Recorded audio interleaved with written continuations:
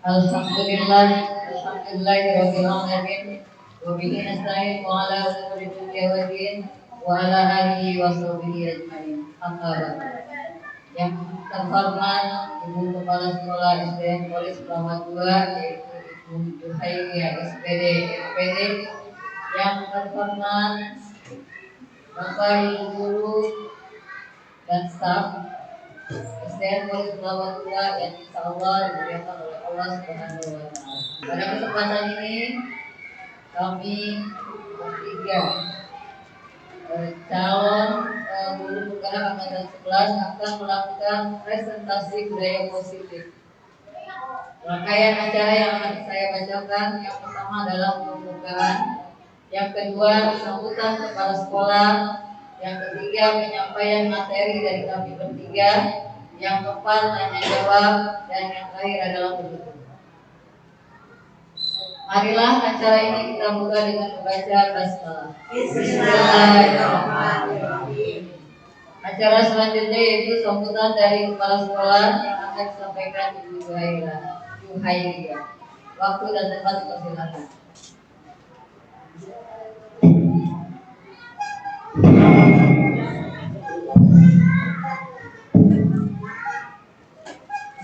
Bismillahirrahmanirrahim. Assalamualaikum warahmatullahi wabarakatuh. Waalaikumsalam warahmatullahi wabarakatuh.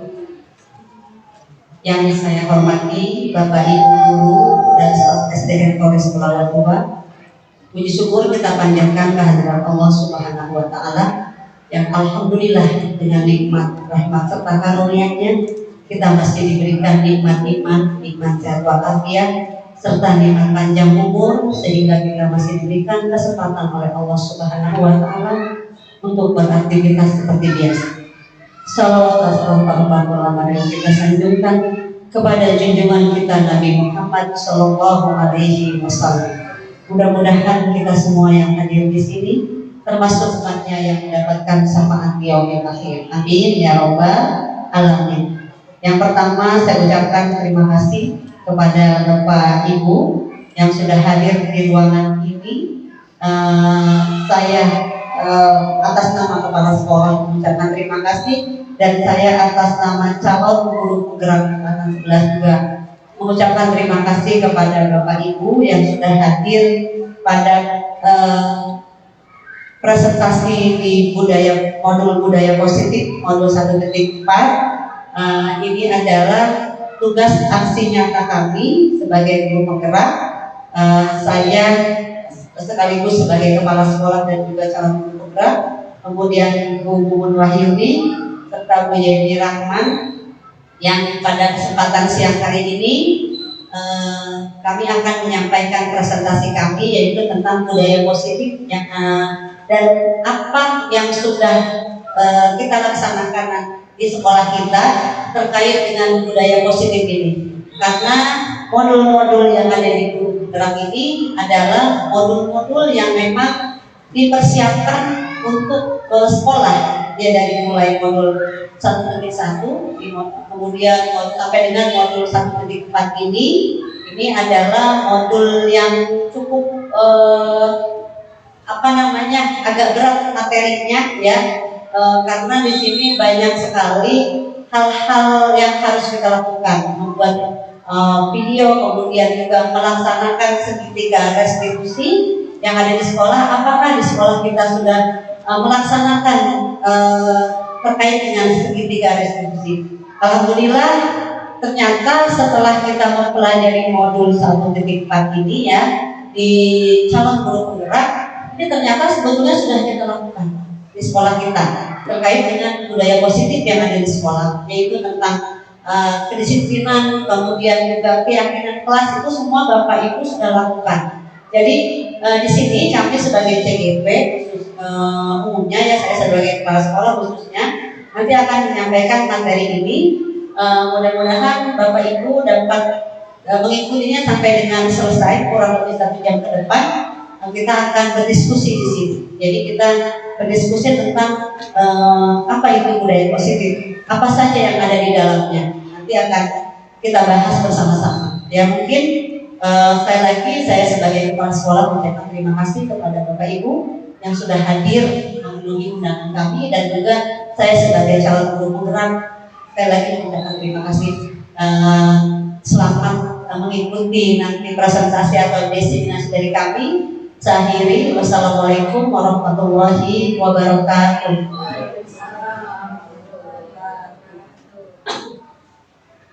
Terima kasih atas sambutan dari Ibu Kepala Sekolah kita. Dan alhamdulillah kami bertiga mendapat dukungan dari Kepala Sekolah dan teman-teman sekalian. Selanjutnya yaitu penyampaian materi. Penyampaian materi yang pertama akan dibawakan oleh Ibu Juhairia SPD MPD tentang disiplin positif. Padanya dipersilakan. Baik, terima kasih Bu Yeni sebagai pembawa acara atau moderator saya pada siang hari ini. Bapak Ibu, sebelum kita mulai kita ice breaking dulu ya. Kita berdiri dulu semuanya supaya tidak ngantuk. Nah, bikin dulu ya, ada sam-sam. Ya, yang pertama, ya, ya. Ya semuanya berdiri supaya nggak ngantuk karena ini jam rawan ngantuk. Ya, jadi mari kita semangat.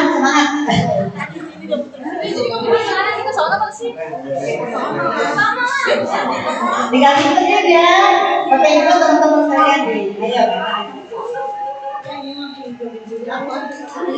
Ayam tam tam kuli kuli kuli kuli kuli tam tam tam. Ayam tam tam ayam tam tam kuli kuli kuli kuli kuli tam tam tam. Ada api kuli kuli kuli kuli kuli tam tam tam. Ada api kuli kuli kuli kuli kuli tam tam tam.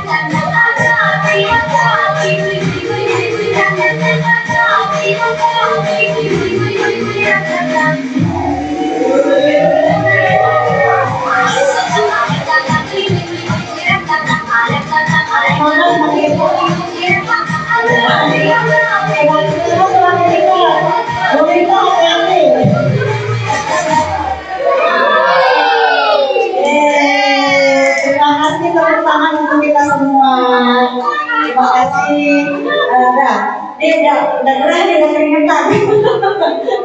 Besok biar santai ini anak-anak ya ini. Ini adalah salah satu ice breaking yang lagi terkenal nih, arang samsam namanya ya. Jadi banyak yang menggunakan ini. Jadi ini untuk melatih kecepatan anak-anak ya, dari yang lambat jadi cepat ya. Baiklah Bapak Ibu teman-teman sekalian, saya akan menyampaikan materi terkait dengan budaya positif. Nanti akan dilanjut dengan Bu Umut, kemudian dengan Bu Yeni. Harap mendengarkan semuanya. Baik, ini adalah modul 1.4 budaya positif. Kami CGP Angkatan 11 dari SDN Polres Pelawak. Saya sendiri. Ya.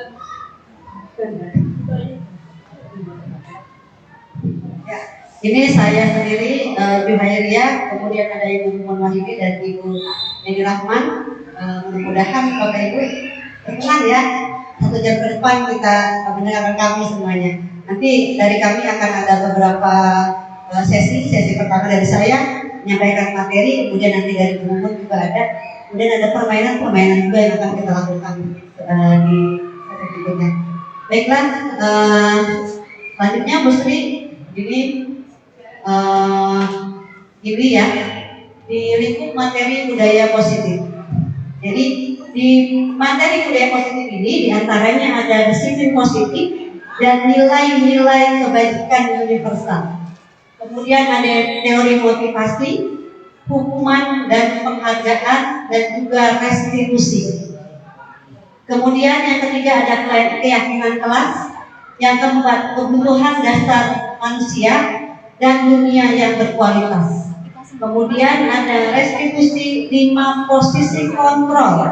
Jadi kita sebagai guru nanti ya, dalam menangani kasus-kasus di sekolah kita harus memiliki 5 kontrol, posisi kontrol ini. Jadi jangan hanya kita sebagai menjadi posisi sebagai penghukum, karena setelah mempelajari ini ternyata selama ini kita sebagai guru banyaknya itu melaksanakan posisi kontrol hanya sebagai penghukum, ya. Tapi alhamdulillah di sini kita kemarin sudah mengambil disiplin positif terkait dengan PMM, misalnya nanti tidak jauh berbeda.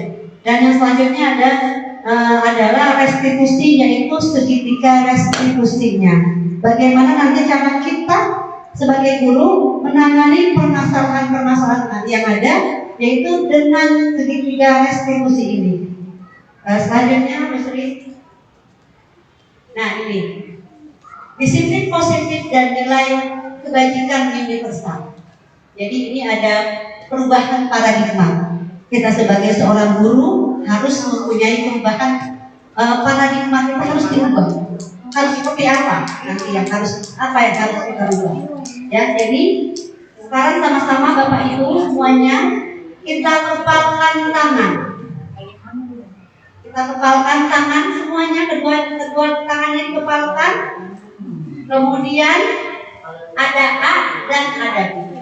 Anda dan teman Anda yang sebelahnya, silakan. Kemudian sobeklah secari kertas kecil. Ya, sudah. Kemudian tuliskan benda atau sesuatu yang sangat berharga untuk Anda. Sudah menuliskan semuanya? Ya. Kemudian letakkan di salah satu tangan Anda dan genggam benda tersebut dengan segala daya upaya Bapak Ibu semuanya. Jadi genggam seerat-eratnya, seerat-erat yang Bapak Ibu mampu, ya. Kemudian buatlah sebuah kepalan. Teman Anda, ya, teman Anda akan mencoba dengan sekuat tenaga. Coba dengan berbagai cara untuk meminta Anda memberikan benda tersebut. Coba silakan. Temannya dirayu temannya untuk membuka kepalanya. Silakan, ayo dirayu supaya temannya ini mau melepaskan kepala kanannya. Jangan main kocok-kocokan ya. Ntar dibuat main kocok-kocokan kayak sama harus lah. Ya. Kemudian boleh Anda memberikan tunjukan, boleh diancam, boleh. Ya, pokoknya kalau saya nggak dikasih ya ancam. Ya. Silakan bertahan sekuat mungkin. Coba 2 orang tadi pun 3 sama Pak Ruslan.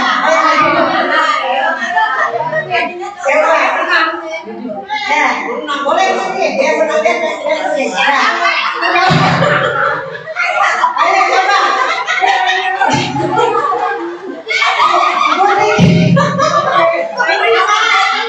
Lakukan.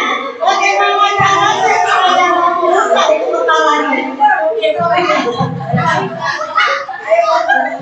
Mau pakai bukan? Pakai apa bukan? Ya. Coba. Bisa ya? Ayo.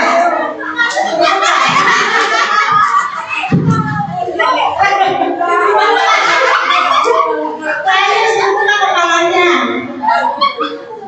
Dibuka, dirayu, ayo pelan. Budika, begini. Kepalanya mana? Kalau saya kepalanya. Budika suruh buka. Ayo.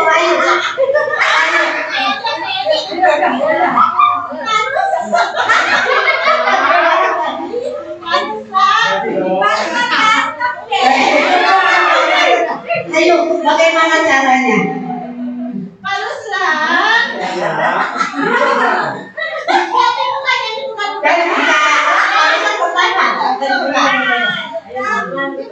Bertahan, sampai akhir bertahan. Ada parutan ngempong terus. Mana? Tuh.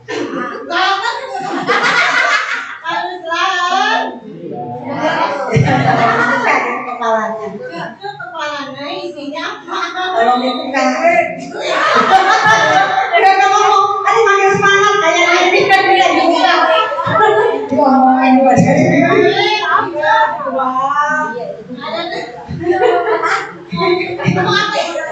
Buka dong. Boleh dibuka tak? Ini terlalu mudah. Boleh dibuka nggak Pak? Sedikit. Oh tidak, oh tidak. Oh nggak usah. Rahasia. Yang sebelahnya Pak. Jangan buka. Lalu Rahasia. Boleh,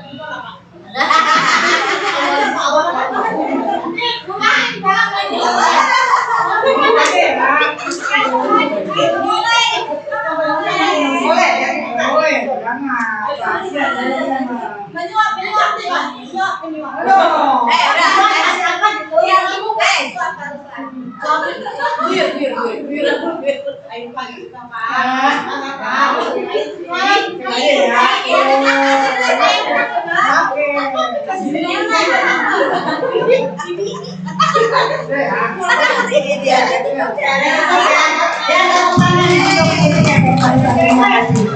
Nah, dari sini kita belajar bagaimana teman-teman semuanya, Bapak Ibu, ketika kita memiliki sesuatu yang memang betul-betul kita sangat inginkan, kemudian diinginkan oleh orang lain, apa kita akan tetap bertahan?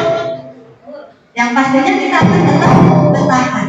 Jadi kepalan tangan yang tadi Bapak Ibu buat, kita kepalkan, biasanya hanya kita sendiri. Kita akan bertahan mempertahankan apa yang kita punya. Ya, dari sini kita belajar bahwa sekuat apapun orang, kalau kita punya pendirian, ya, sekuat apapun orang mereka, kita akan tetap bertahan dengan pendirian kita. Ya, terima kasih Bu Sri. Selanjutnya, nah, perubahan paradigma dari teori kontrol dan teori pilihan atau ilustrasi kontrol.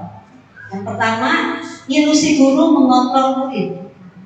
Yang kedua, ilusi bahwa kritik dan membuat orang merasa bersalah dapat menguatkan karakter. Jadi kritik kita harus bisa membuat orang itu merasa bersalah dengan apa yang sudah dilakukannya. Ya, jadi ini akan menguatkan karakter orang tersebut atau siswa tersebut. Yang kemudian ilusi bahwa semua penguatan positif, efektif, dan bermanfaat. Jadi penguatan itu sifatnya positif, efektif, dan juga bermanfaat. Tidak ada penguatan yang tidak bermanfaat. Ya, kemudian ilusi bahwa orang dewasa memiliki hak untuk memaksa. Jadi ini adalah pilihan ilusi kontrol. Kita dapat memilih dengan ilusi mana yang akan kita terapkan dalam menghadapi murid-murid kita di kelas. Ya, Bapak Ibu, teman-teman semuanya. Nah, selanjutnya adalah perubahan paradigma stimulus respon, teori kontrol atau teori pilihan. Siapa sesungguhnya yang memiliki kontrol? Apakah orang lain? Apakah diri kita sendiri? Nah, di sini ada stimulus respon. Yang pertama, kita mencoba mengubah orang agar berpandangan sama dengan kita. Bisa tidak? kita akan buktikan ya semuanya. Kemudian perilaku buruk dilihat sebagai suatu kesalahan. Ya, suatu kesalahan. Perilaku buruk dilihat sebagai suatu kesalahan. Ini adalah stimulus responnya. Kemudian orang lain bisa mengontrol saya. Yang berikutnya adalah pemaksaan ada pada saat bujukan gagal. Dan yang terakhir adalah model berpikir menang atau kalah. Ini adalah stimulus respon. Kemudian teknik kontrolnya atau pilihannya apa? Kita berusaha memahami pandangan orang lain tentang dunia. Jadi kita harus memahami orang lain. Jangan hanya kita yang ingin dipahami, tetapi kita ingin dipahami, tetapi kita tidak mau memahami orang lain. Ya. Selanjutnya, semua perilaku memiliki tujuan. Ya, baik itu perilaku yang kurang baik maupun yang tidak yang baik, itu pasti memiliki tujuan. Ada tujuan apa sih yang ingin kita capai gitu dengan perilaku-perilaku tersebut. Berikutnya, hanya Anda yang bisa mengontrol diri Anda sendiri. Ini terkait dengan yang tadi nih ya, terkait dengan tadi yang barusan tertahan. Karena yang bisa mengontrol diri kita sendiri ya diri kita sendiri. Ya, kita bagaimana bisa mengontrol diri kita sendiri. Kemudian, Anda tidak bisa mengontrol orang lain. Jadi biasanya kalau menilai kita bisa pintar menilai orang lain ya. Tapi untuk mengontrolnya tidak bisa. Hanya orang tersebut yang bisa mengontrol dirinya sendiri. Kemudian kolaborasi dan juga konsensus, menciptakan pilihan-pilihan baru.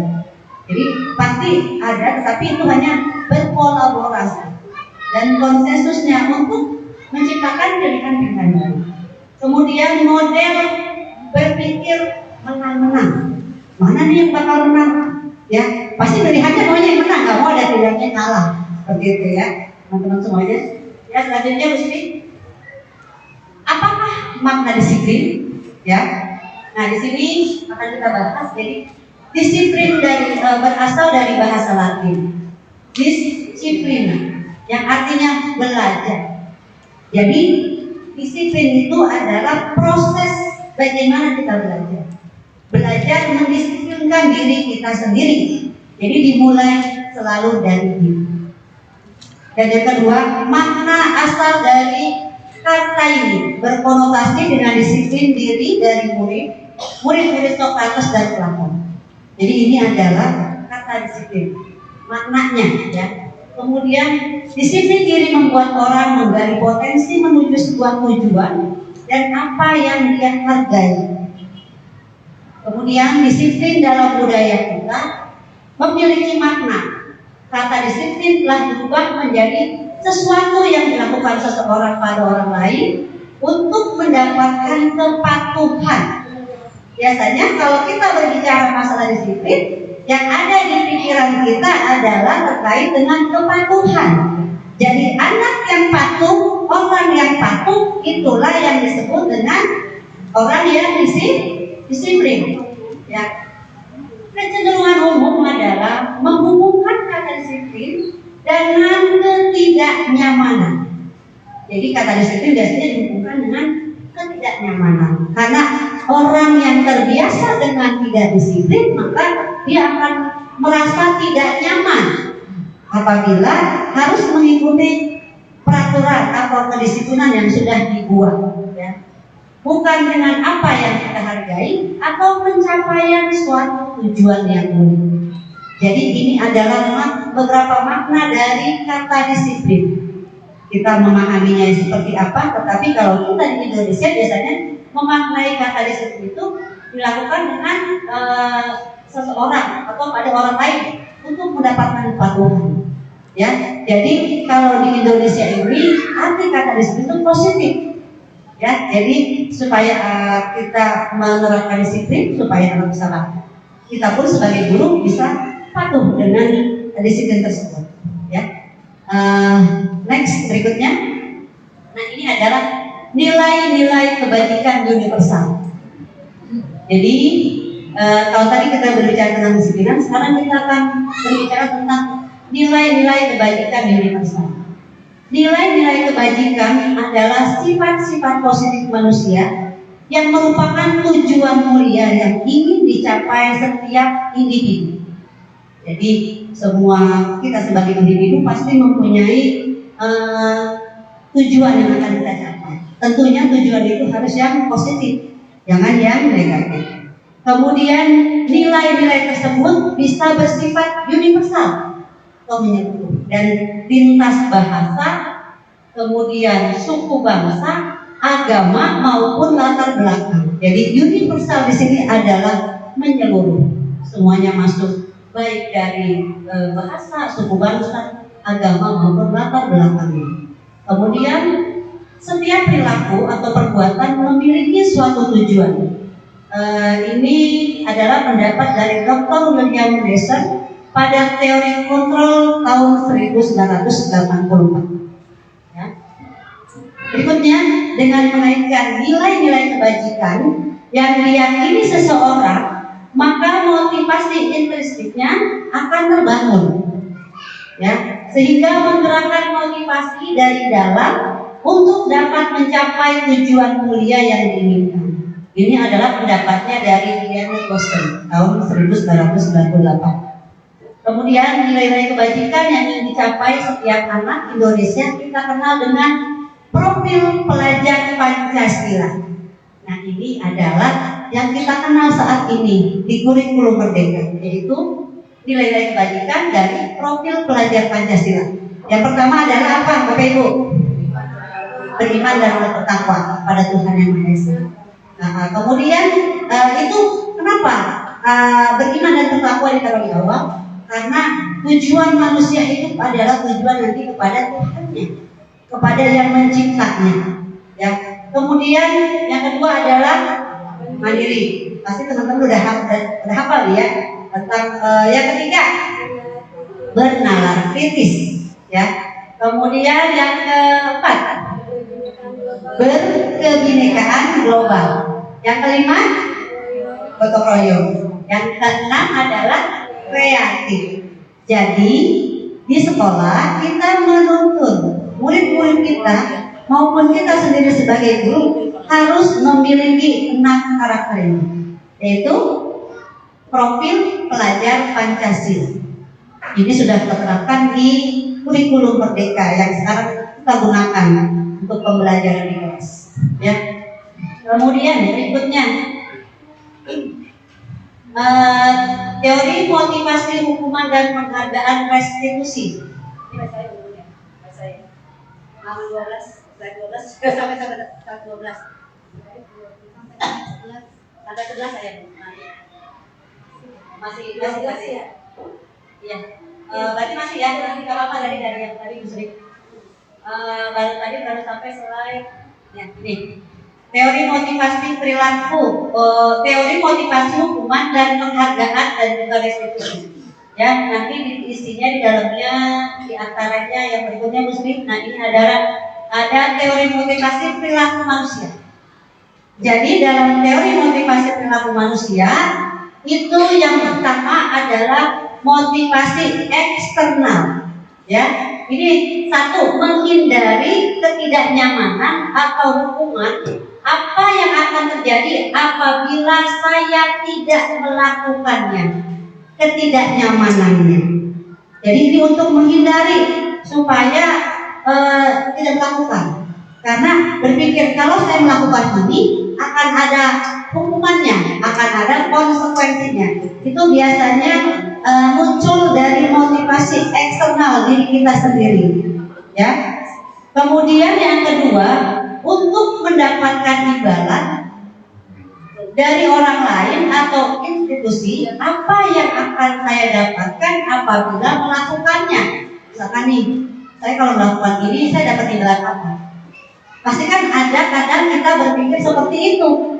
Kita melakukan sesuatu karena iming-imingnya supaya mendapatkan imbalan. Itu juga muncul dari dalam diri kita sendiri, yaitu motivasi eksternal. Ya, ini dari luar. Ya, jadi ada motivasi eksternal. Oh, nanti kalian diiming-imingi. Oh, itu nanti ada itunya, saya mau deh. Bu, saya mau deh karena nanti ada hadiahnya. ininya. Itu berarti kita memotivasi diri kita karena adanya faktor dari luar, ya, dari eksternalnya, ada sesuatunya, gitu ya.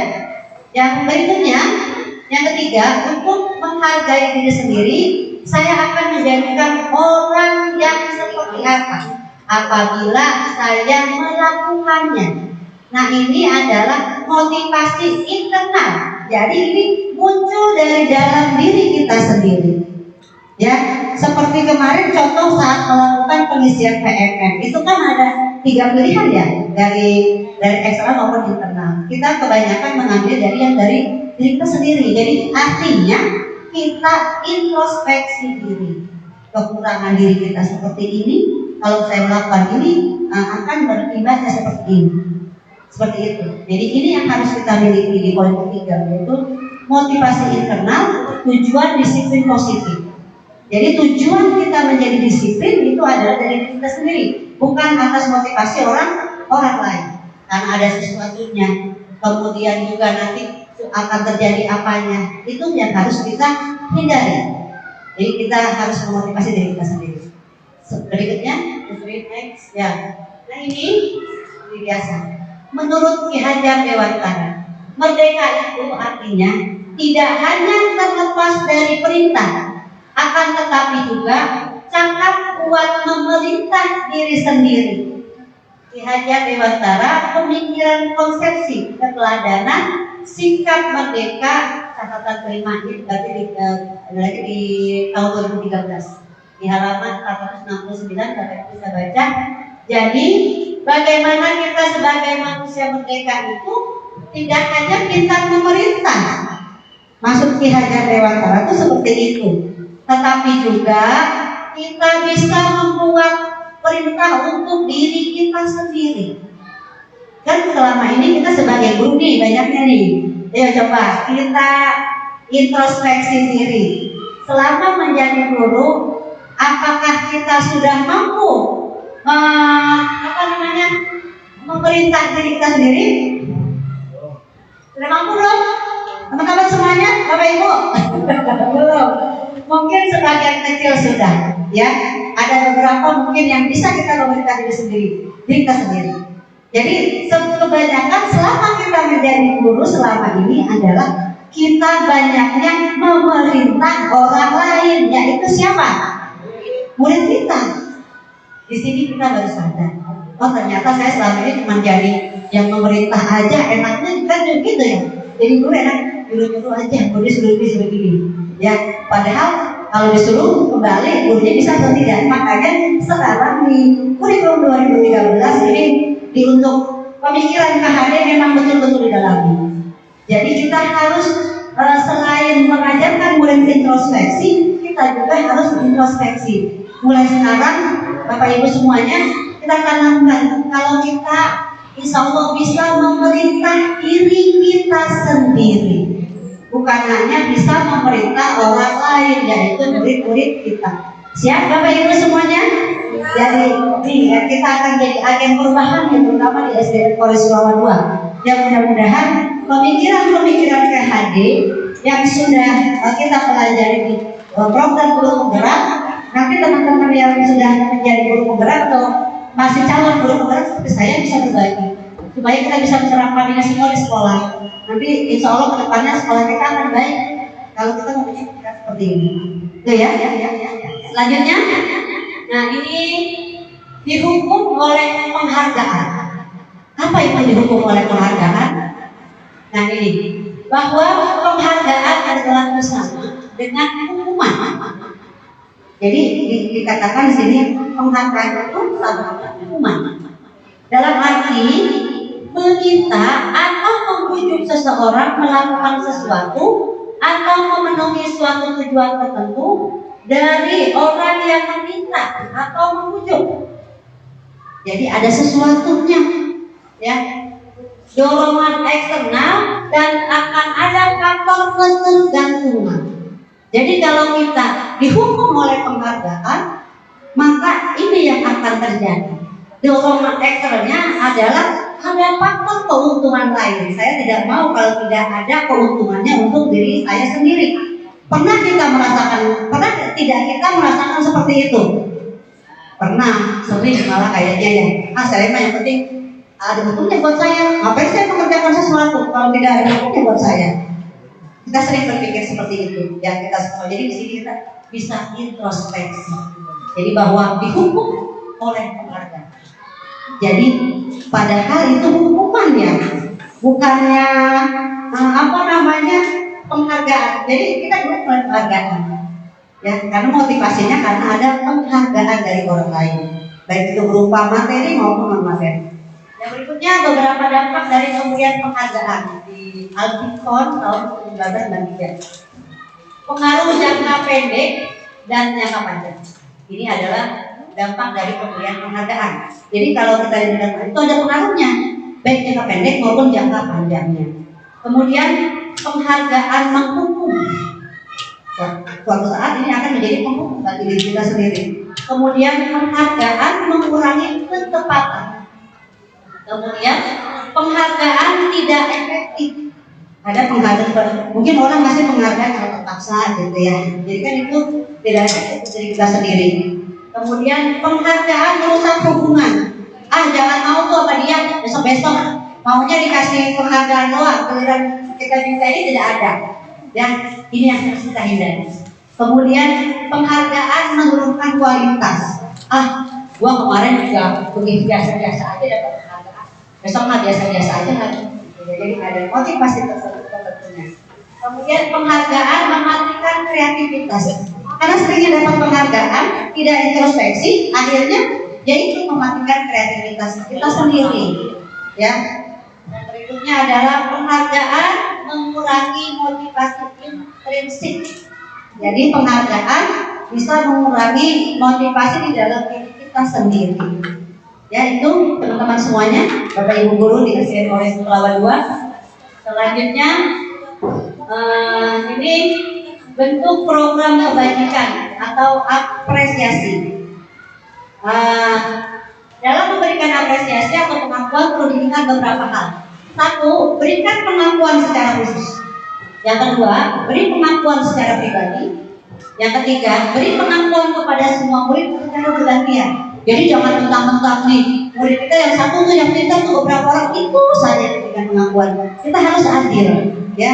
Kita lihat anak yang kita anggap negatif pasti ada sisi positifnya. Berikan penghargaan mereka. Untuk yang tadi mungkin menurut Bapak Ibu semuanya di kelas mereka itu negatif, tetapi berikan penghargaan, berikan motivasi bagaimana supaya sifat negatifnya bisa berubah menjadi positif. Ya, kemudian beri pengakuan secara konsisten, terus menerus. Jadi pengakuan itu harus diberikan secara konsisten, tidak hanya saat itu saja, tetapi harus berkelanjutan, terus menerus. Dan berikutnya adalah fokus pada prosesnya, bukan pada hasilnya. Ya, mungkin itu ya teman-teman semuanya. Nanti ada sesi tanya jawabnya di akhir. Selanjutnya saya langsung saja ini langsung jadi moderator. Yang berikutnya akan kita dengarkan materi yang akan disampaikan oleh Ibu Mumun Wahyudi, ya. Nanti mohon didengarkan kembali kepada Ibu Mumun Wahyudi, dipersilakan waktu dan tempatnya. Baiklah Bapak dan Ibu, saya akan lanjutkan materi selanjutnya. Usri bisa yang tadi dulu sebentar mengenai bentuk program kebajikan atau apresiasi. Kenapa kita harus memberikan apresiasi kepada murid kita? Karena agar murid kita itu nanti bisa termotivasi atau bisa terdorong agar mereka bisa terus belajar, bisa semangat belajar, gitu ya. Sehingga nanti dalam proses pembelajaran mereka akan berhasil. Jadi apresiasi itu memang sangat dibutuhkan oleh mereka, apalagi kita masih tingkat anak-anak, masih tingkat SD. Yang apresiasi itu memang sangat dibutuhkan. Kita saja yang sudah dewasa, apa udah tua kita ya, masih membutuhkan apresiasi.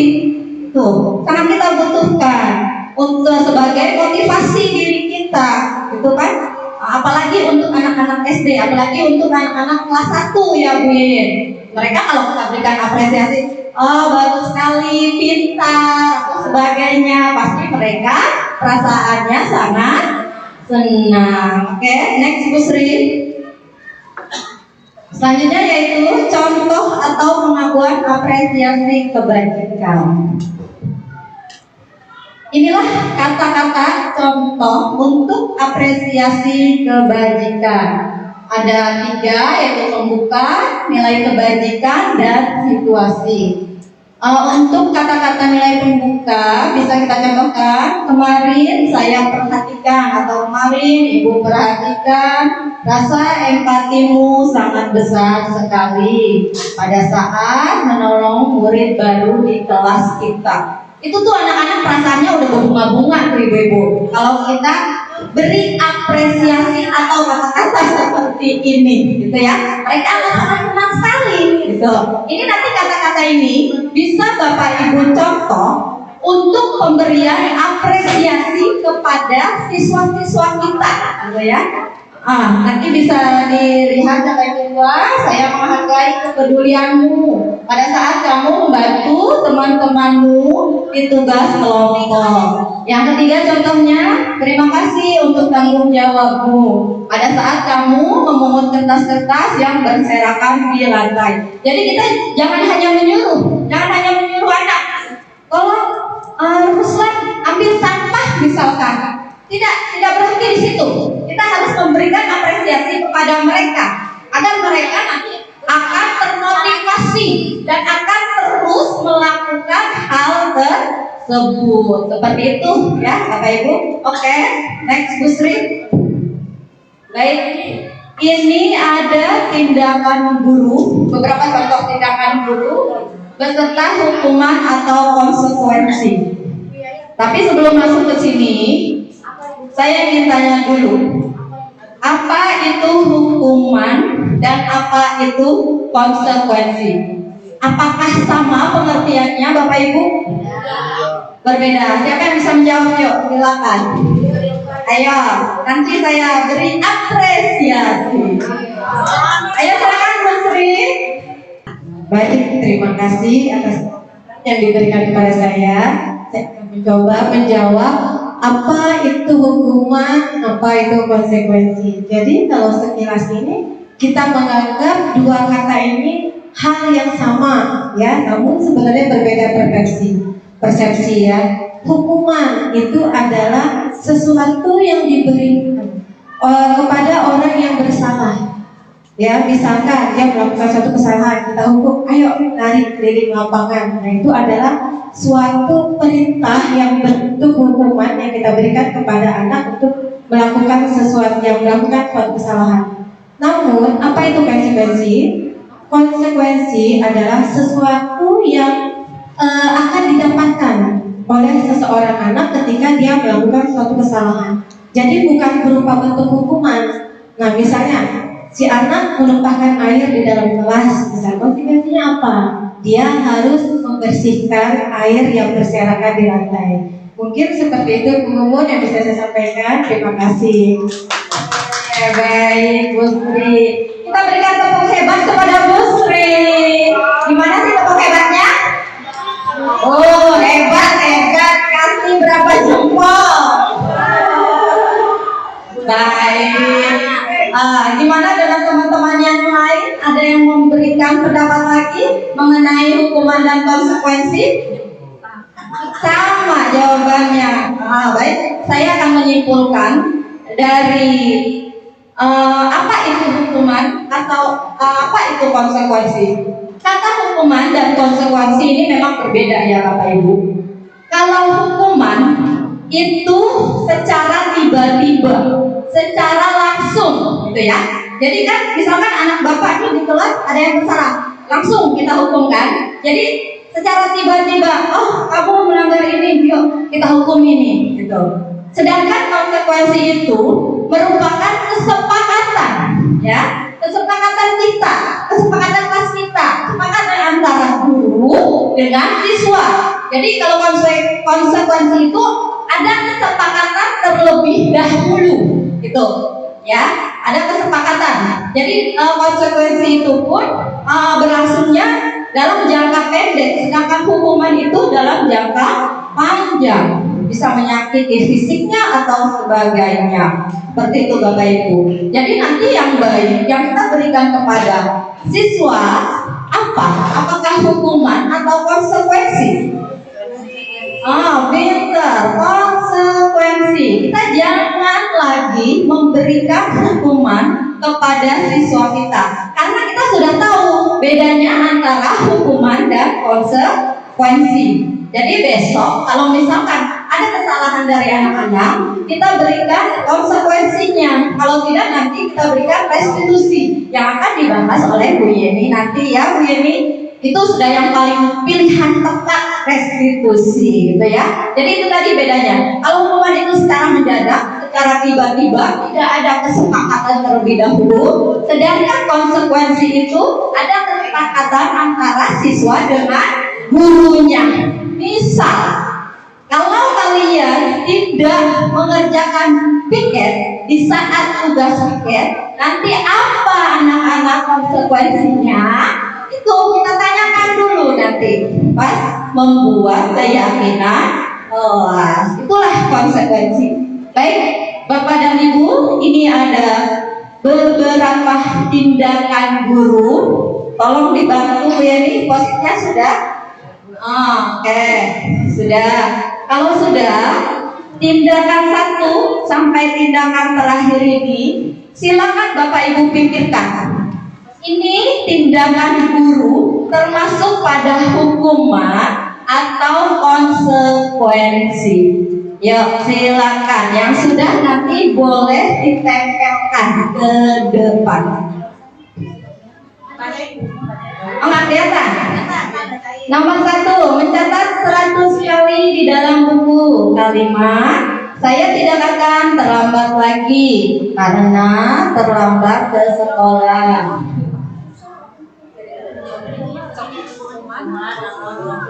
Hukuman atau konsekuensi? Sekali ini ya. Kalimat itu termasuk hukuman atau konsekuensi. Oke. Tinggal pilih, jangan pilih ataunya, hukuman atau konsekuensi. Iya, kan menulis atau lagi. Yang kedua, belum. Nulis 100 kali. Tadi saya tidak akan terlambat. Itu termasuk konsekuensi hukuman. Nulis di buku tuh anak disuruh 100 kali, 100 baris, ya. Itu masuknya hukuman atau konsekuensi. Langsung ditempel atau gimana Bu Yeni? Langsung tempel Bapak Ibu yang sudah nomor 1, silakan. Ini iya 367, betul. Mau langsung? Kalian. Oke, yang kedua, lari mengelilingi lapangan basket 2 kali karena terlambat hadir ke sekolah. Iya, lari.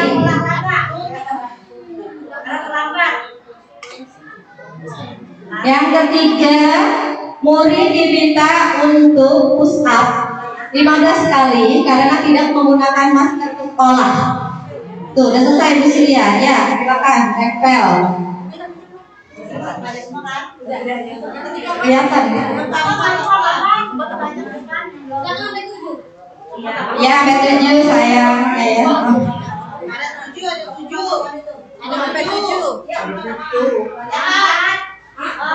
Yang 4, menggantikan kertas tugas teman yang telah dicoret-coret.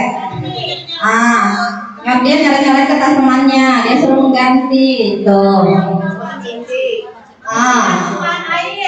Membersihkan tumpahan air di meja tulis karena tersenggol pada saat belajar. Berarti tidak disengaja ya Bapak Ibu ya. Iya, nomor 5 itu tadi tuh. Udah kelihatan. 6-nya, murid disuruh untuk tidak mengenakan sepatu seharian di sekolah karena tidak mengenakan sepatu hitam. 7-nya, lari mengelilingi lapangan basket 2 kali karena terlambat 10 menit untuk pelajaran PJOK.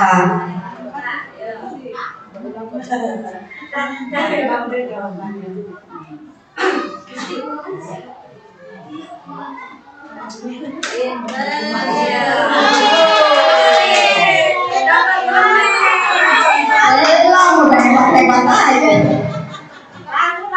Oke, ayo Bu Yeye.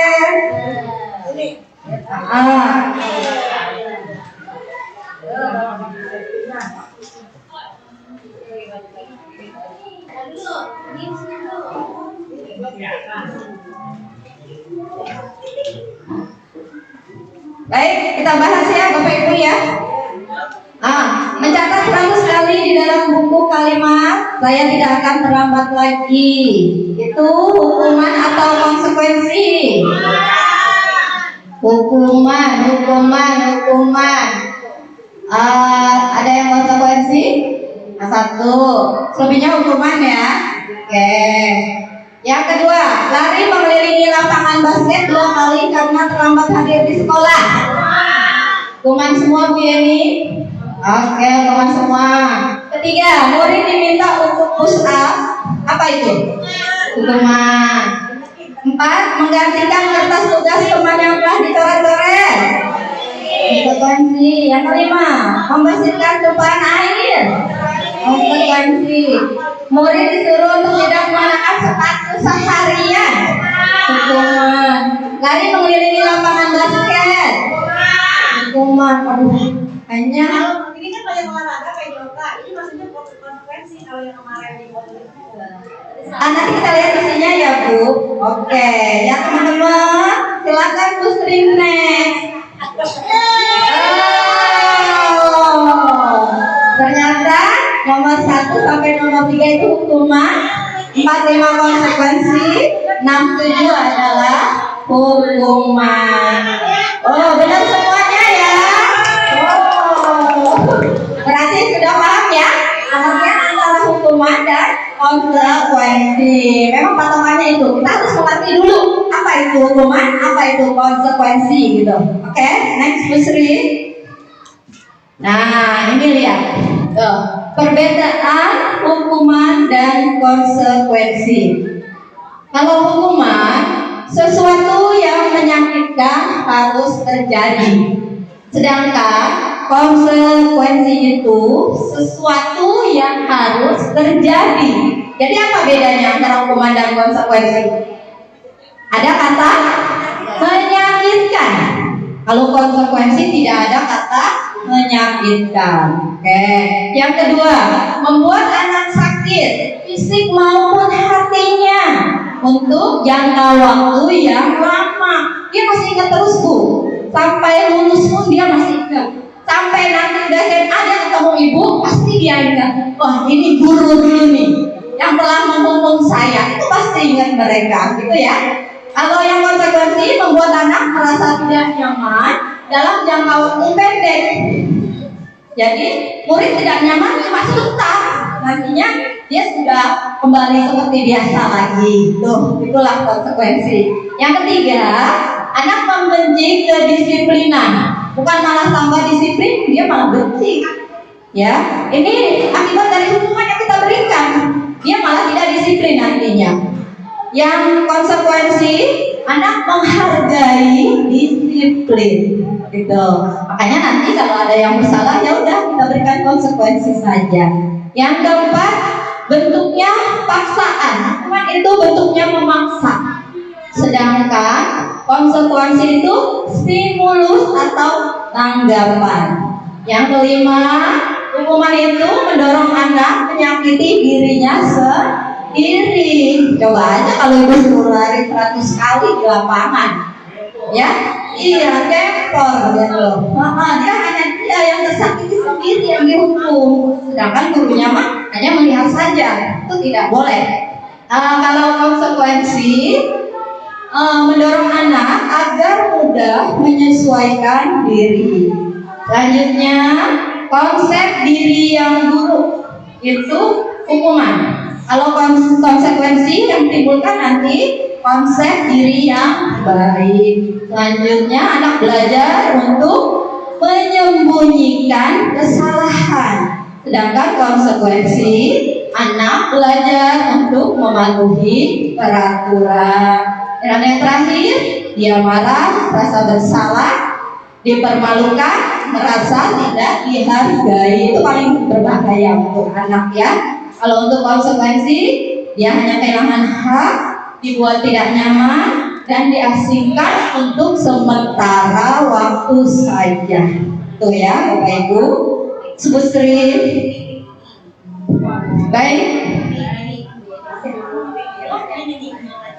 Selanjutnya restitusi, karena ini berkaitan ya tadi hukuman, konsekuensi dan restitusi.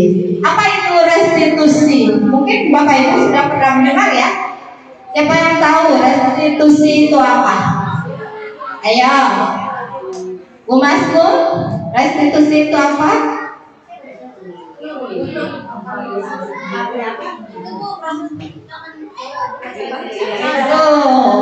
Gunur, apa Gunur? Proses apa Gunur? Bacain bareng-bareng. Restitusi itu adalah proses menciptakan kondisi bagi murid untuk memperbaiki kesalahan mereka sehingga mereka bisa kembali pada kelompok mereka dengan karakter yang lebih kuat.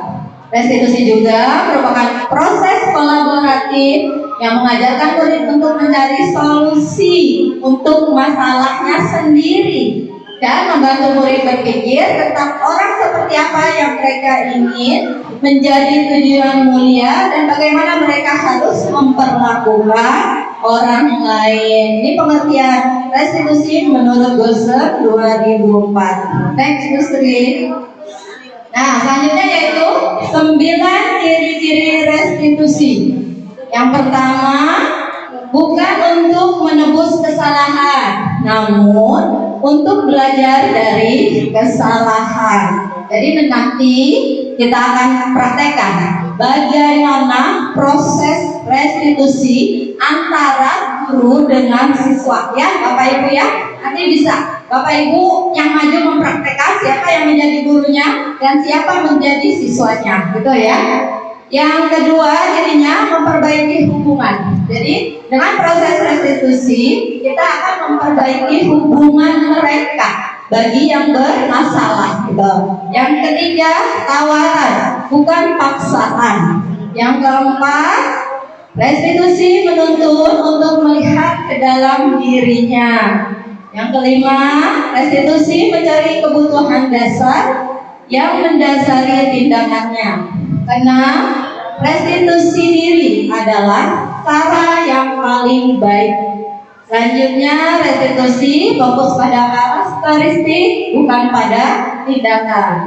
Restitusi fokus pada solusi dan restitusi mengembalikan murid yang berbuat salah pada kelompoknya. Misal, kita sedang belajar, sedang menerangkan. Ada anak yang malah mengobrol misalkan di kelas. Jangan kita marahin, jangan kita keluarkan dari kelompok belajar tersebut. Misal kamu ngobrol terus Akbar misalkan ya, kamu keluar deh, keluar kelas. Kalau enggak duduknya kita deh di belakang. Tidak seperti itu ya Bapak Ibu.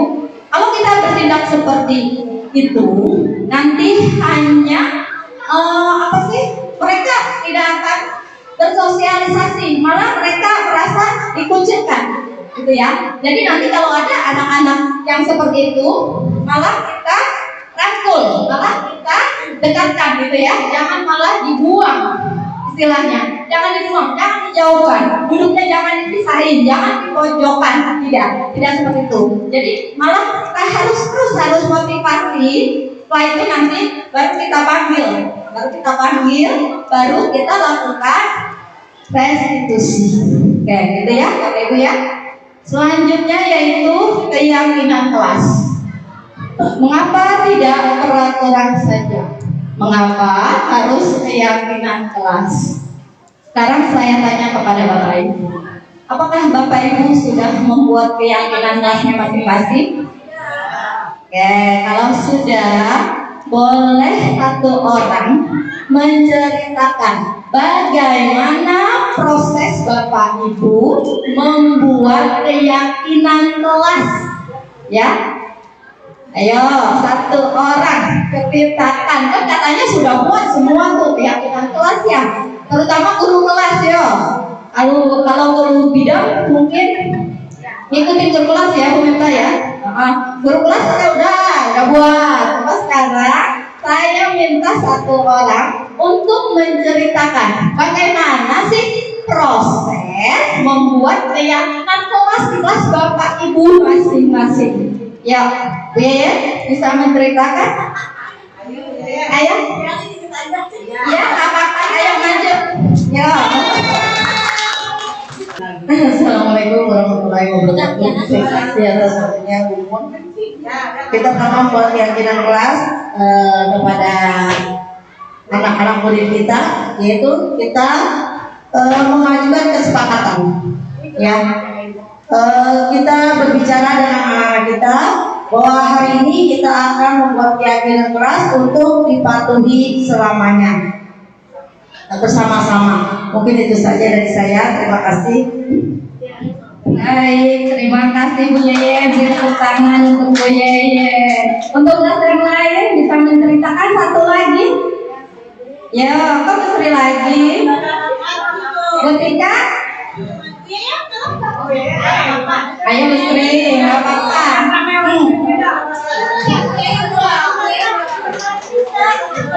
Ya, baik, terima kasih atas kesempatannya. Pada awal MPLS saya telah membentuk keyakinan kelas bersama murid-murid saya, di mana sebelumnya saya menjelaskan terlebih dahulu apa itu keyakinan kelas. Yaitu keyakinan kelas adalah peraturan yang kita buat bersama-sama antara guru dan murid yang disepakati bersama, yang harus dipatuhi dan dilaksanakan bersama, baik dalam proses pembelajaran maupun di luar pembelajaran. Nah, cara saya menerapkan apa proses pembuatan keyakinan kelas ini, saya meminta setiap anak satu persatu untuk menyampaikan ide atau pendapatnya. Ya, keyakinan kelas bagaimana yang mereka mau selama proses pembelajaran. Misalnya yang pertama, mereka menuliskan di papan tulis, saya ingin ketika belajar itu teman-teman tidak ada yang berisik, seperti itu. Kemudian yang lainnya menuliskan apa lagi, misalkan masuk tepat waktu, ada juga yang menuliskan melaksanakan piket pada jadwalnya, dan seperti itu. Jadi setiap anak memberikan pendapatnya satu persatu mengenai keyakinan kelas yang mereka inginkan. Lalu kita musyawarahkan lagi apa yang sudah mereka tuliskan satu persatu di kelas, kita cari mana yang terbanyak, itu akan kita ambil sebagai keyakinan kelas. Demikian, terima kasih Bu Mumun. Tepuk tangan untuk Bu Sri. Itu ya, mungkin Bapak Ibu semua juga sama ya? Sama tidak? Sama dalam pembuatan keyakinan di kelasnya masing-masing. Coba untuk kelas rendah, Bu Yaya, bisa nggak nyebutin keyakinan kelas apa saja yang sudah Bu Yaya buat di kelas Ibu? Iya, silakan. Sini maju dekat saya. Keyakinan kelas yang sudah dibuat kelas 2 ya. Yaitu yang pertama itu piket kelas dan datang tepat waktu.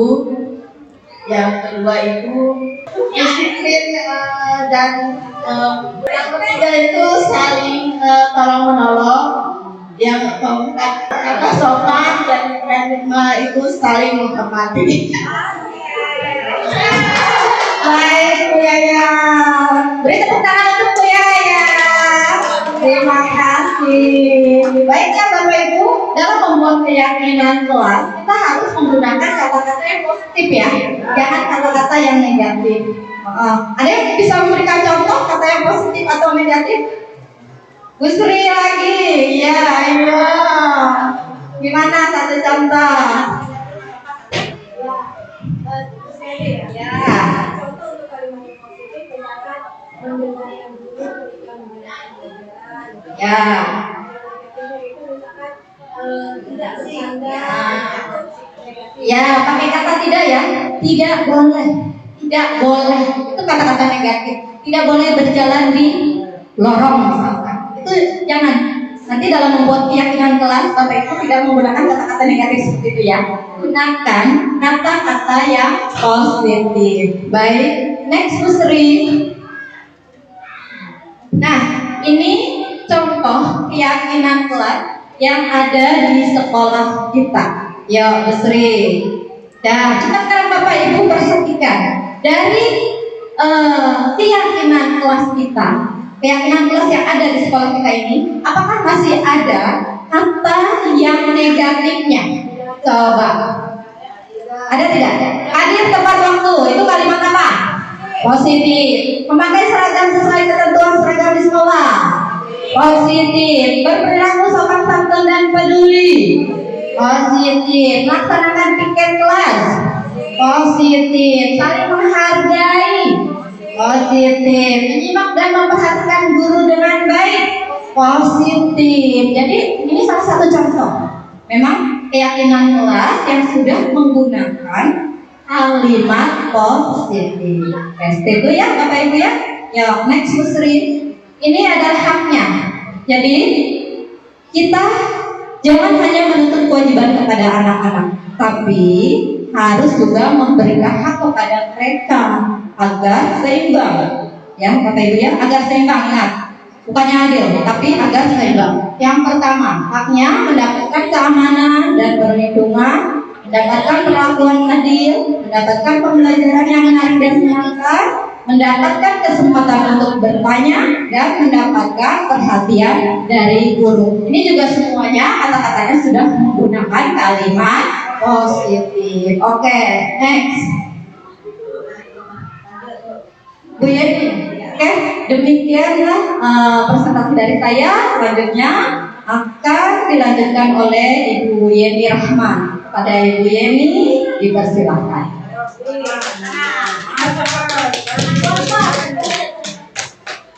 Baik, terima kasih atas waktunya Bu Mumun. Setelah kita mengalami rangkaian presentasi dari Bu Juhairia dan Bu Mumun, saya akan melanjutkan presentasi berikutnya, yaitu tentang kebutuhan dasar manusia. Tapi sebelumnya saya ingin kalian ibu-ibu semuanya tepuk semangat ya, biar nggak ngantuk ini dari tadi. Siap, tepuk semangat.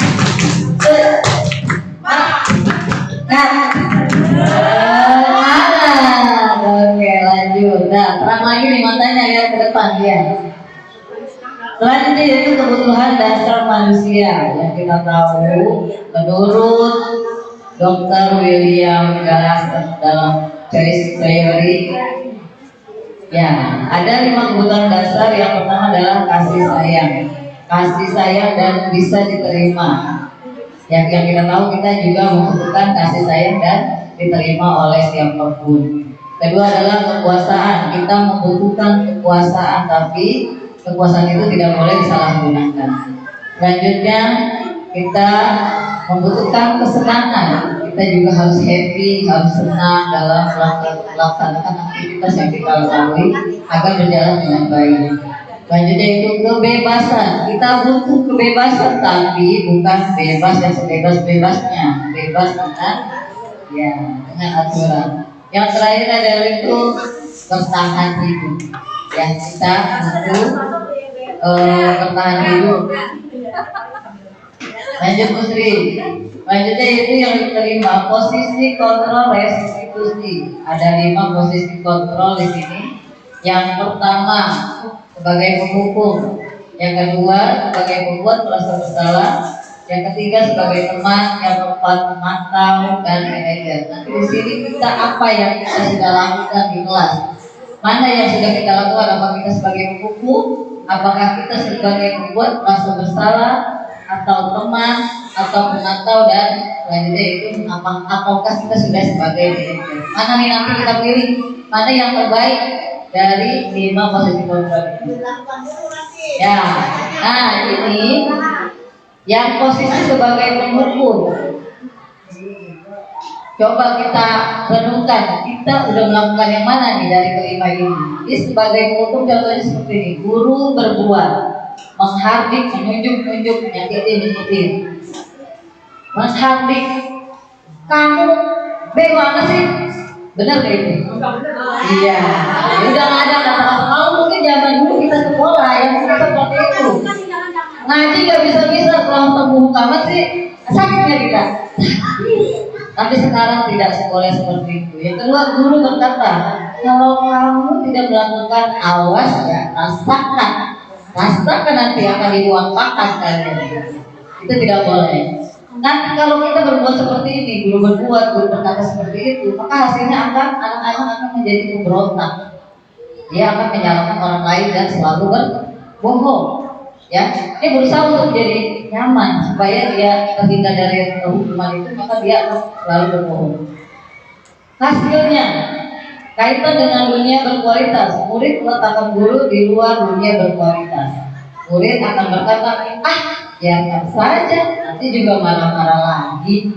Kalau kita sering ngomel-ngomel atau marah-marah atau menghaji, dia akan begini, masuk kuping kanan, keluar kuping kiri, masa bodoh. Nanti dampaknya murid akan mengulangi kesalahan itu lagi, akan dilakukan lagi. Lanjut Sri. Selanjutnya, posisi sebagai pembuat rasa bersalah. Guru berbuat, biasanya nih berceramah dan mengatakan seharusnya ibu kecewa, ya. Terus kemudian guru berkata, kamu sudah tahu, ibu lelah sekali mengatakan, ibu stres. Nah, hasilnya adalah menyembunyikan, menyangkal dan berbohong. Kaitannya dengan dunia berkualitas itu, murid meletakkan guru di dalam dunia berkualitas. Murid akan berkata, maafkan saya. Dampaknya pada murid adalah murid merasa rendah diri. Lanjutnya Bu Sri. Nah, ini posisi sebagai teman. Itu udah gue yang kita lalui ya. Nanti kita tahu mana sih posisi kontrol yang kita pakai di kelas kita yang kita sudah lakukan. Sebagai teman, guru membuatkan alasan-alasan untuk muridnya. Guru berkata, ayolah lakukan demi ibu. Masa kamu tidak mau? Ingat, tidak ibu pernah bantu. Ingat gak ibu pernah bantu? Jadi seperti mengharapkan imbal balik imbalan ya. Hasilnya anak jadi ketergantungan. Kaitan dengan dunia berkualitas, murid meletakkan guru di sebagai orang yang sangat penting di dunia berkualitas. Murid akan berkata seperti ini, saya pikir bapak teman saya, ternyata kok begitu. Yang mana kita mengharapkan imbalan dari kata-kata kita yang masa kamu tidak mau. Dampak pada murid adalah lemah, tidak mandiri dan selalu bergantung kepada guru. Ya, lanjut Bu. Posisi sebagai pemantau. Guru berbuat, menghitung dan mengukur. Guru berkata, apa peraturannya? Hasil menyesuaikan diri bila diawasi. Jadi anak tuh kalau diawasi doang bukan. Ya, tapi kalau gurunya cuma dikit mau minum aja, gimana lagi? Udah nggak tahu dah tuh, udah lari-larian kemana-mana. Ya, kaitan dengan dunia berkualitas, murid meletakkan guru peraturan dan hukum di dunia berkualitas. Murid akan berkata seperti ini. Berapa banyak bintang yang saya harus peroleh? Berapa halaman yang harus saya tulis? Dampak pada murid, dia akan menitik beratkan pada saksi atau hadiah untuk dirinya. Misalnya kita memberikan bintang di anak, kalau kamu duduk diam selama 10 menit, ibu akan berikan bintang. Padahal kita mau makan di kantor. Gitu. Jadi anak itu nantinya akan, kalau ada hadiahnya doang, ada reward doang. Jadi dia tenang, dia bisa aman, kita tinggal, jadi akan melakukan itu.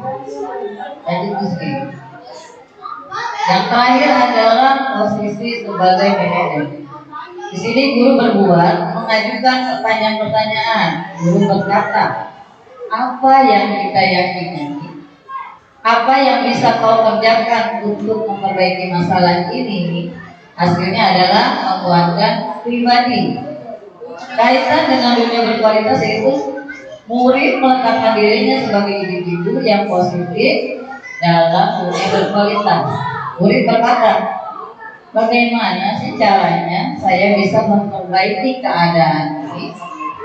Dampak pada murid adalah mengevaluasi diri, bagaimana cara memperbaiki diri. Dari kelima posisi kontrol itu, mana yang kira-kira sudah kita terapkan?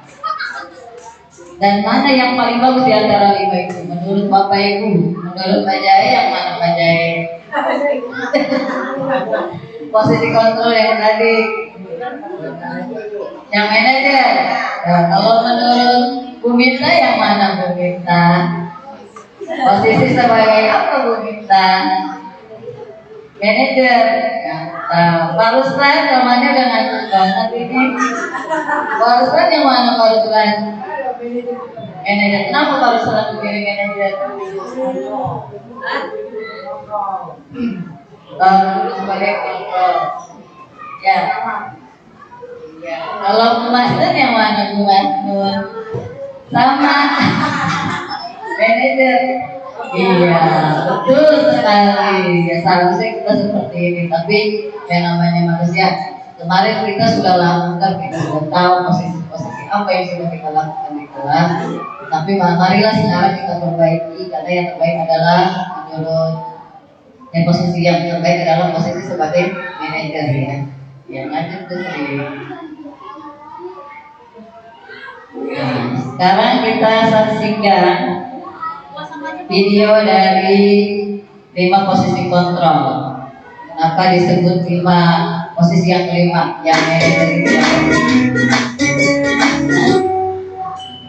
Salam bahagia Ibu dan Bapak guru hebat. Dalam penerapan disiplin positif restitusi, salah satu program yang dikembangkan adalah 5 posisi kontrol.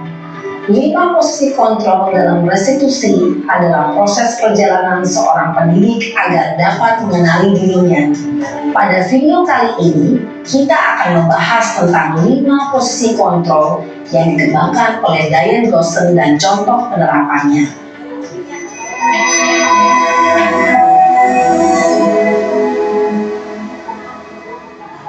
Lima posisi kontrol itu adalah 1. Posisi penghukum. 2. Posisi pembuat merasa bersalah. 3. Posisi teman. 4. Posisi pemantau atau monitor. Dan 5. Posisi manajer.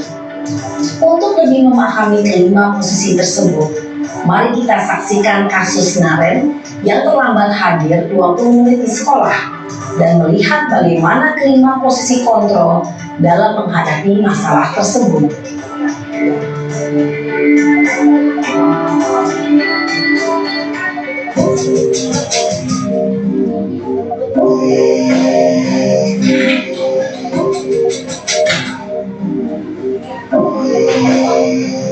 Naren, sini kamu. Selamat pagi Bu. Selalu terlambat. Kamu deh, pasti terlambat. Maaf Bu, saya Apa? Apa coba? Alasan kamu apa lagi?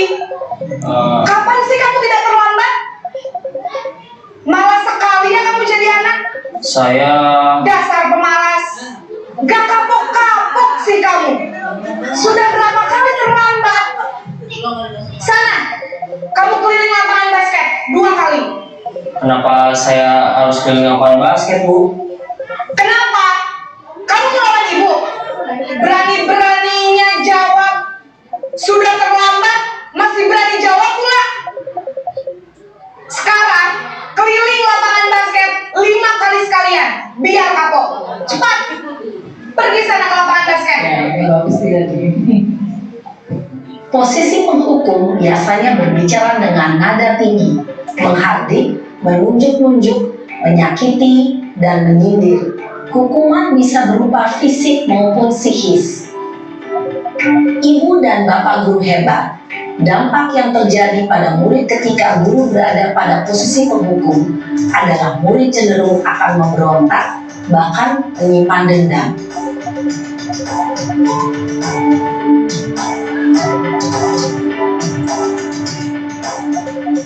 Naren,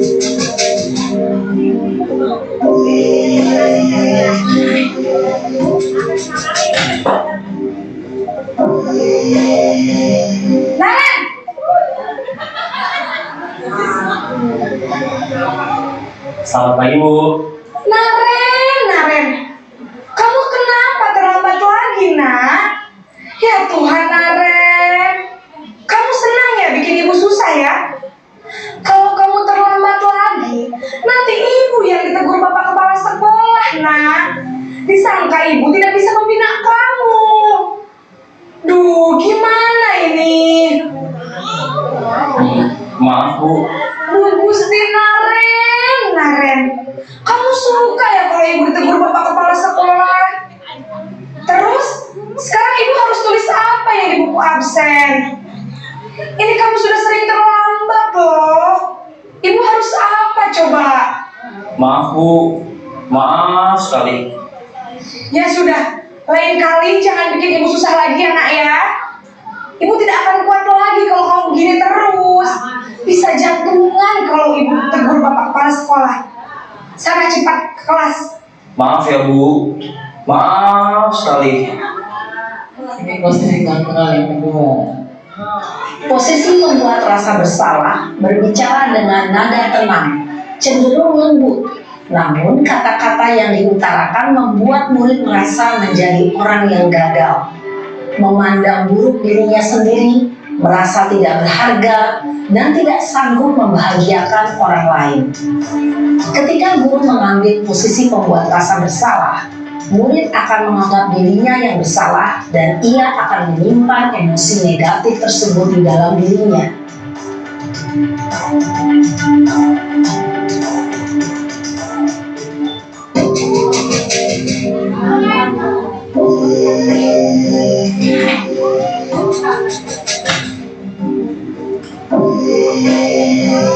Naren,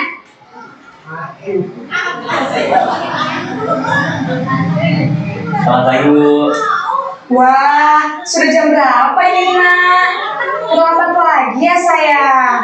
Iya Bu. Habis ibu saya lupa bangunkan saya Bu. Kamu malah menyalahkan ibu kamu. Kamu bukannya anak yang larinya paling kencang. Kok terlambat sih? Iya Bu. Saya memang terlambat bangun tadi. Jadi biarpun saya lari kencang, tetap gak kekejar Bu. Ya sudah sana. Nanti lain kali larinya lebih kencang lagi ya. Biar gak terlambat lagi. Bikin seneng ibu demi ibu. Bisa kan? Bisa lah Bu. Ya sudah sana masuk kelas. Ibu beresin urusan absen kamu. Kamu ini ada-ada saja. Dalam posisi teman, guru berbicara dengan nada suara ramah, akrab, cenderung bersenda gurau untuk menjaga suasana tetap santai. Murid akan merasa senang, aman, dan akrab dengan guru. Identitas yang tercipta adalah identitas sukses atau berhasil.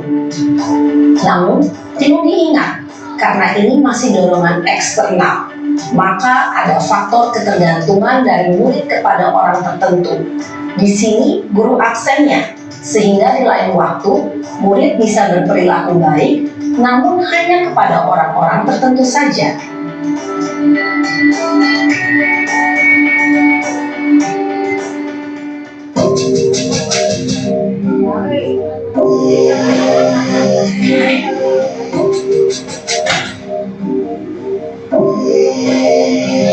Naren,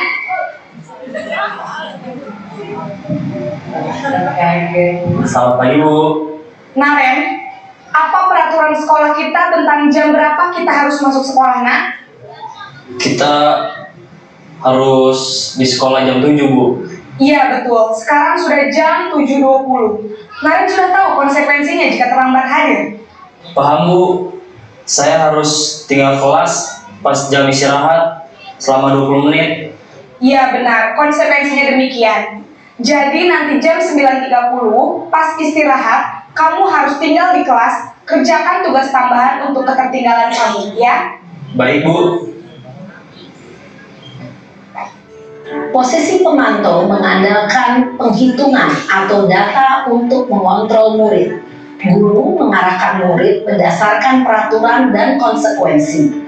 Seorang pemantau menunjukkan bahasa tubuh dan ekspresi wajah yang datar dan cenderung formal.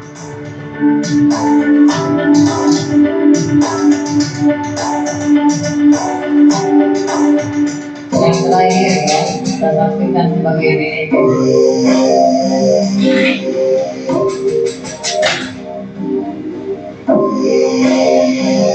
Naren,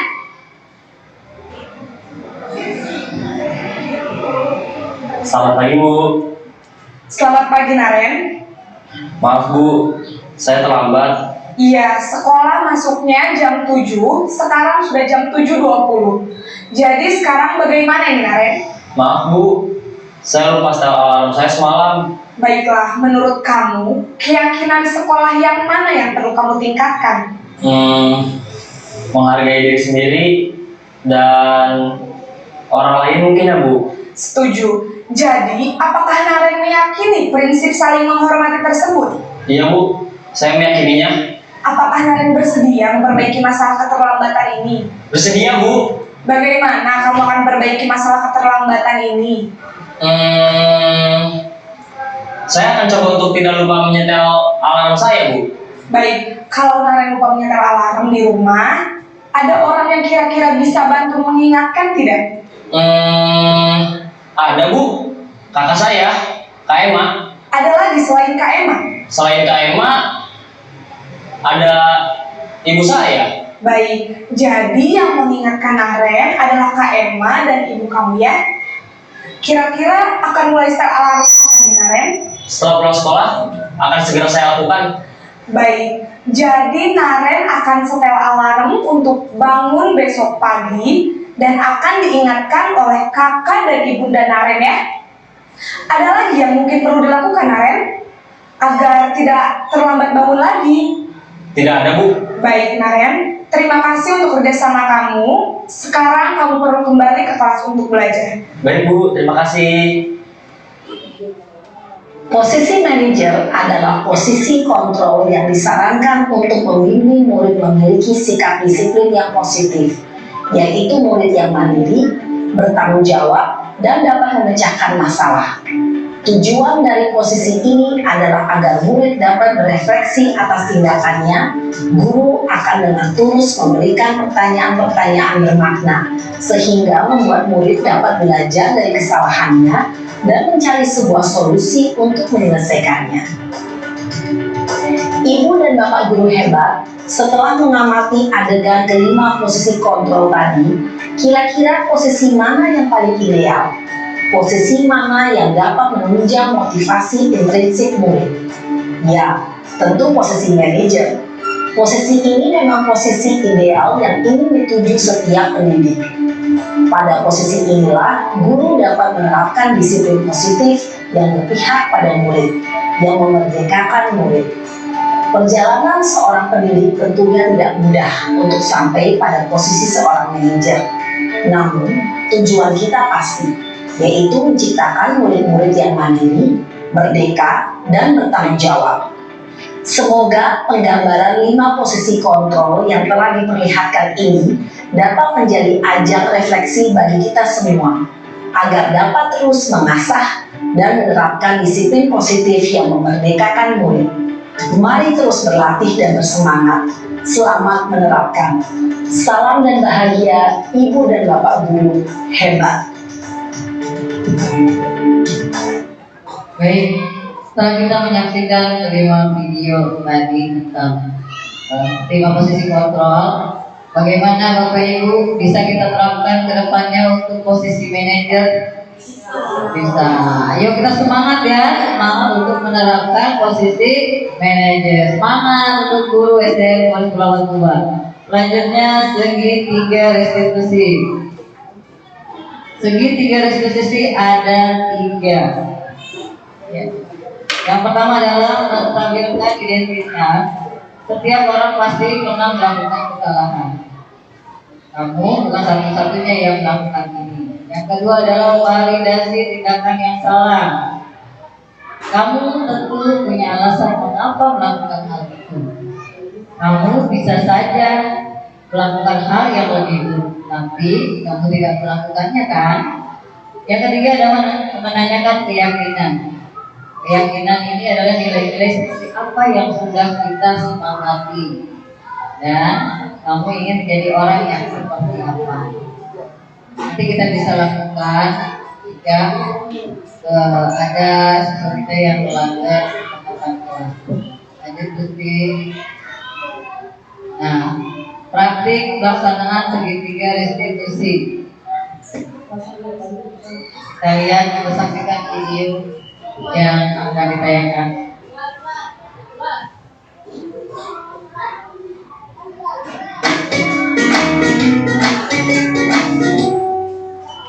Salam dan bahagia Ibu dan Bapak guru hebat. Pada video kali ini kita akan membahas tentang salah satu program disiplin positif yang diterapkan di lingkungan sekolah yang dikenal dengan nama restitusi.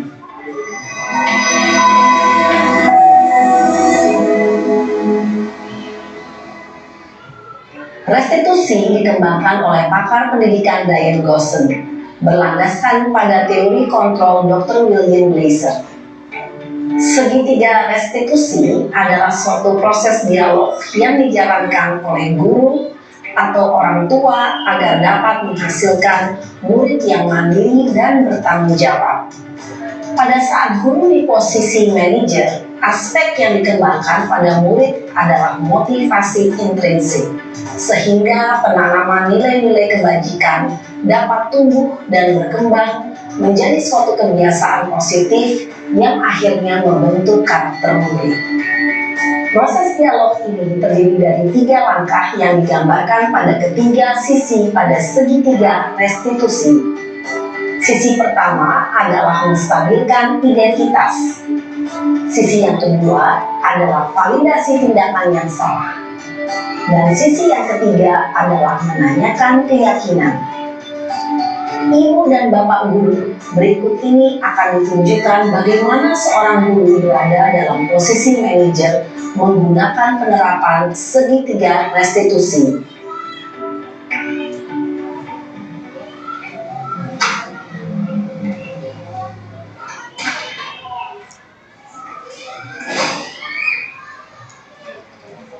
Siang Sarah. Siang Pak.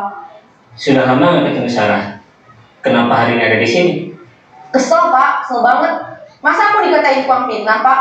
Ya aku marah lah. Aku balik ngatain Eka di depan kelas. Kesel banget. Oh begitu. Ya pasti kamu marah dan kesal.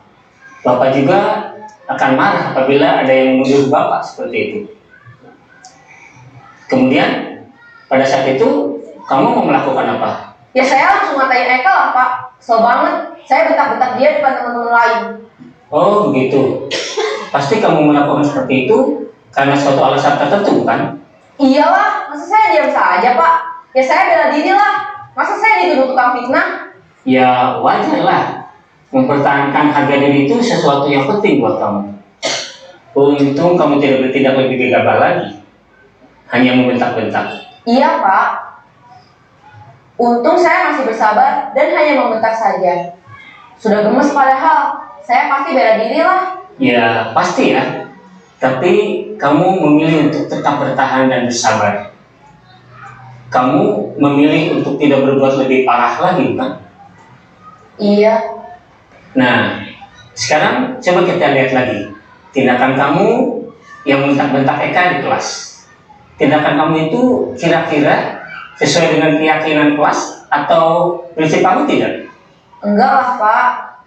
Capek Pak jadi pemarah. Jadi keyakinan atau prinsip mana yang kurang sesuai dengan keinginan kamu? Ya, saya sebenarnya sangat menghargai orang lain. Mungkin saat itu saya menjadi emosi, jadi tidak menunjukkan sikap itu. Kamu meyakini tidak? Menghargai orang lain itu penting buat kamu. Yakinlah Pak. Iya, setuju. Kita harus saling menghargai. Namun, ada juga keyakinan yang kita sepakati yang perlu kita jalankan apabila kita sedang marah, bukan? Ya saya bisa lebih proaktif. Mulai dengan diri sendiri. Saya bisa jadi lebih bersabar, mengambil waktu jeda untuk berpikir mau apa selanjutnya. Kira-kira kamu bersedia memperbaiki masalah ini tidak? Bersedia, Pak. Kalau kamu memperbaiki masalah ini, kamu akan menjadi orang seperti apa? Saya akan menjadi orang yang bertanggung jawab kali ya, Pak. Dan senantiasa proaktif. Iya. Menurut kamu, bagaimana rasanya menjadi orang seperti itu? Ya nyaman lah, bangga bisa bersabar dan menahan diri. Baiklah kalau begitu. Yuk kita pikirkan bagaimana memperbaiki masalah ini.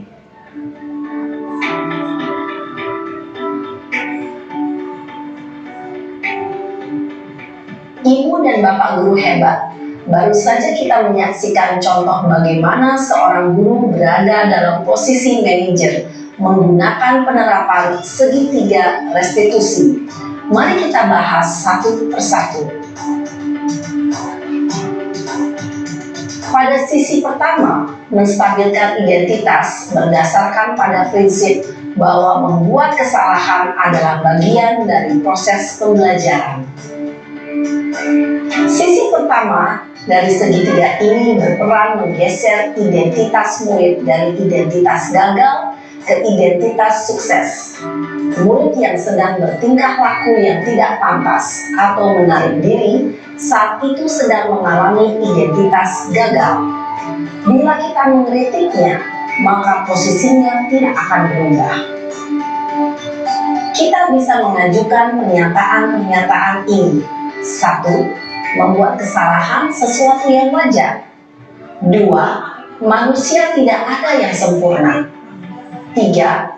Push respon menjadi proaktif dan mencobanya dengan tindakannya yang salah dan pemikirannya telah bergeser ingin menjadi orang yang dituju.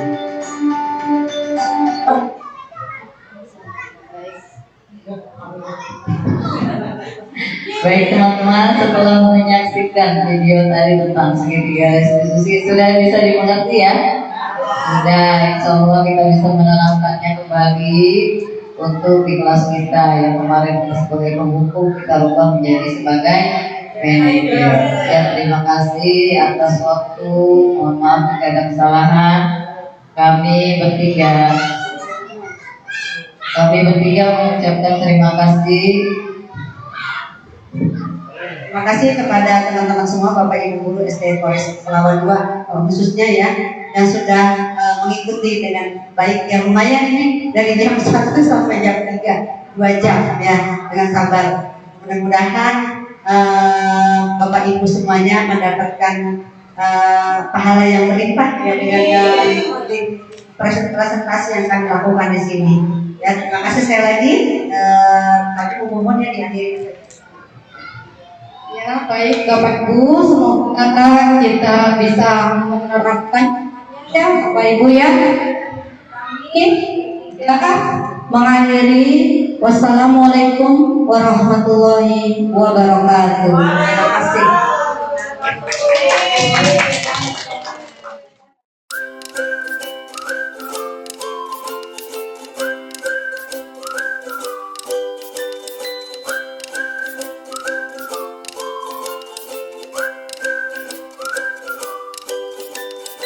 Assalamualaikum warahmatullahi wabarakatuh. Perkenalkan, nama saya Atalana Tefika Diva dari kelas 6B. Perasaan saya pada saat membuat keyakinan kelas sangat senang sekali, karena keyakinan kelas itu sangat penting dan dapat menumbuhkan rasa tanggung jawab. Terima kasih Bu Huria. Wassalamualaikum warahmatullahi wabarakatuh.